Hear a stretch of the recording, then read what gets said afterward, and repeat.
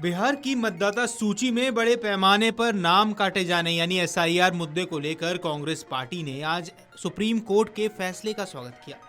कांग्रेस ने कहा कि यह फैसला लोकतंत्र पर हुए कठोर हमले से देश को बचाने वाला है और चुनाव आयोग यानी ईसीआई की कार्यप्रणाली को पूरी तरह उजागर कर दिया है। कांग्रेस ने फैसले का स्वागत किया।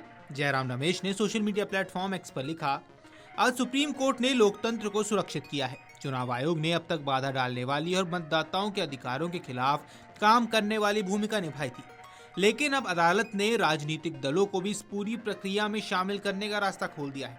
ये एक ऐतिहासिक कदम है। कांग्रेस नेताओं का कहना है कि अब तक इन्हें लागू होने का योग्य अधिकार मिल गया है, जिसे चुनाव आयोग अनदेखा नहीं कर सकता।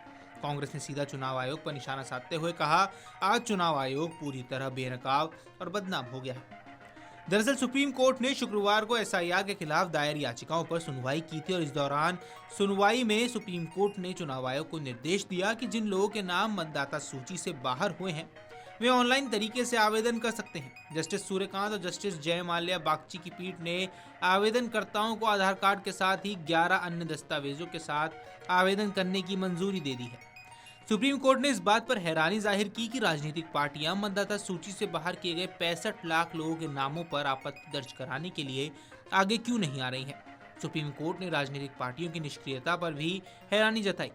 सुनवाई के दौरान चुनाव आयोग ने बताया कि 85,000 नए मतदाता वोटर लिस्ट से जोड़े गए हैं। साथ ही चुनाव आयोग ने कहा कि राजनीतिक पार्टियों के बूथ लेवल एजेंट्स के जरिए अभी तक सिर्फ 2 आपत्तियां दर्ज कराई गई हैं।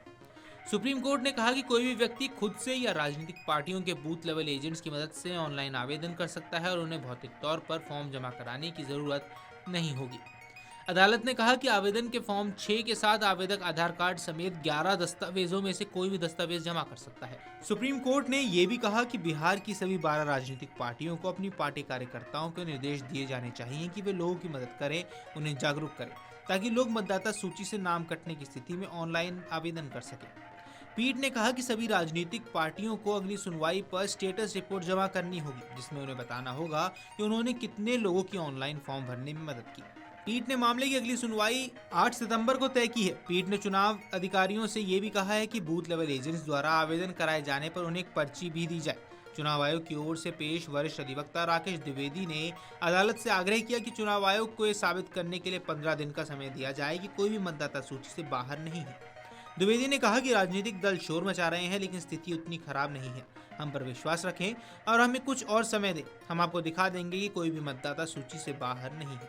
वहीं 14 अगस्त को शीर्ष अदालत ने चुनाव आयोग को निर्देश दिया कि बिहार में मसौदा मतदाता सूची से बाहर किए गए 65 लाख मतदाताओं का विवरण 19 अगस्त तक प्रकाशित करे, ताकि मतदाता सूची के विशेष गहन पुनरीक्षण में पारदर्शिता बढ़ाई जा सके और पहचान प्रमाण के लिए आधार कार्ड को एक स्वीकार्य दस्तावेज के रूप में अनुमति दी जा सके। बिहार में मतदाता सूची के संशोधन जो 2003 के बाद अब पहली बार हुआ है, उसने एक बड़ा राजनीतिक विवाद खड़ा कर दिया है।